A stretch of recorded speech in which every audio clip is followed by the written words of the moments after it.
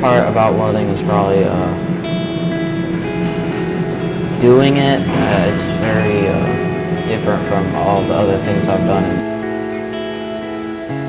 Yeah, so welding 1 is the basics. That's like pretty much the way I relate it to layman's terms is you're pretty much learning how to write. So you're just learning how to run the rods, and then once you start learning how to run the rod, you build on that with higher end testing, such as fillet welds, which goes into more in-depth stuff. Anything worth doing is worth doing consistently. So anything that's hard, life is hard. So you just got to keep doing it. bensound.com.